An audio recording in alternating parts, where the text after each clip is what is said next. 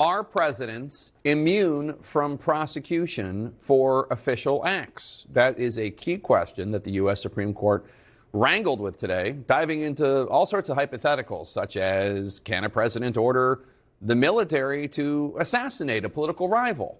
Can he or she order the military to stage a coup? While those situations might seem far-fetched, it's worth remembering what candidate Trump said in a 2016 presidential debate.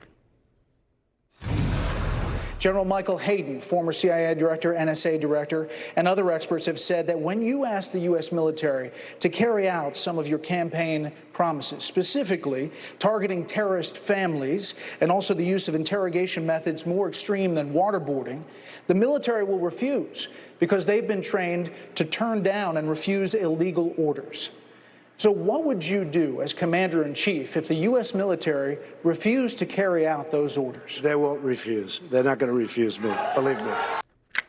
A day later, the Trump campaign walked that back in a statement saying, quote, "It is clear that as president, I will be bound by laws just like all Americans, and I will meet those responsibilities," unquote.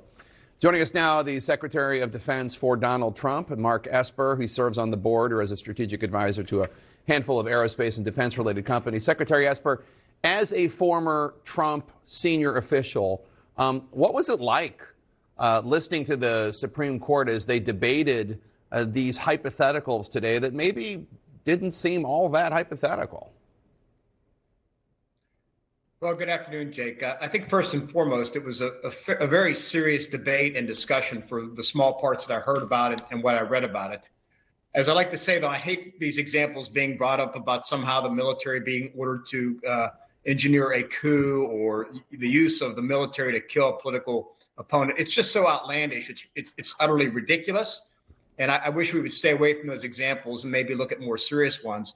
But it was clear that the court had teased out that there is a difference between immunity for official conduct and then no immunity for personal conduct. And Justice Amy Coney Barrett really put Trump's defense attorney on the spot, and he conceded that in a series of charges that she raised, and he conceded the private points of it. So I think there is obviously a distinction.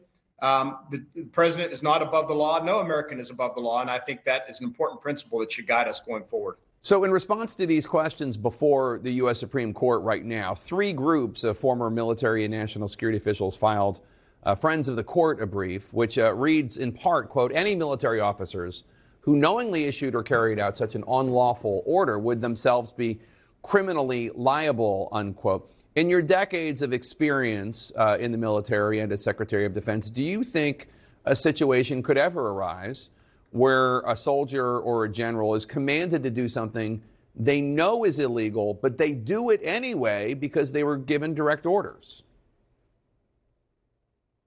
Look, nothing's ever impossible, but I find it very hard to believe that a senior officer in the United States military, or even a junior officer for that matter, would obey an illegal order. You know, I went to West Point, served many years on active duty and then on reserve duty as well.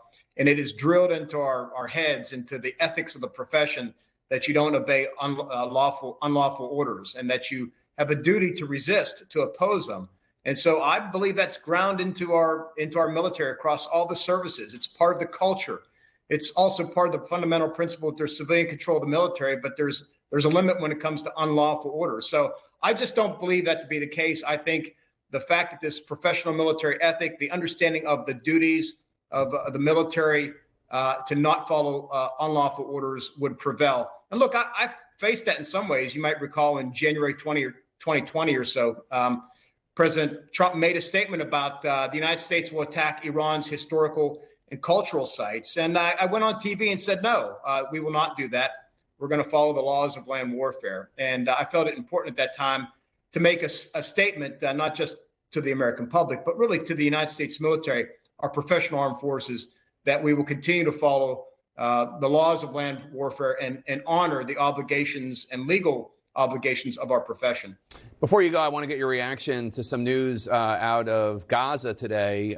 Israel says that, quote, terrorists shot mortars at a humanitarian worksite in northern Gaza towards this pier that the U.S. is trying to construct. This pier would be there to get more humanitarian aid into Gaza by sea. The UN is characterizing this as a minor incident. If you were Secretary of Defense right now, how might you respond? I'd be very concerned. And look, I was concerned from day one, speaking about this on CNN, that a major factor here is the vulnerability of our forces. You're talking about 1,000 service members or so constructing this pier. This pier is going to be relatively narrow, but it's going to stretch up to 1,800 feet out into the Mediterranean in order to connect the floating pier to the vessels that will be offloading cargo a little bit further away. And so they're quite open to both direct fire, think about rifles and machine guns, but indirect fire, which are mortars and artillery. And that's what we saw today. And of course, you can shoot mortars and artillery from miles and miles away without attribution and cause harm to U.S. forces, kill service members.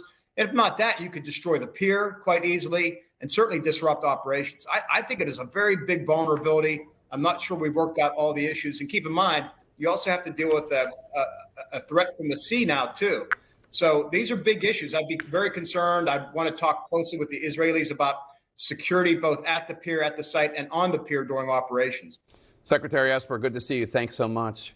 Supreme Court Justice Clarence Thomas chose to not recuse himself in this case, despite the fact that his wife, Ginny, had communications with the White House after the 2020 election about undermining the election. I'm going to ask my next guest about that. Plus, another big case with ties to Donald Trump, the new charges against 18 individuals from Arizona, including Trump allies such as Mark Meadows and Rudy Giuliani, and 11 fake electors. We'll be right back.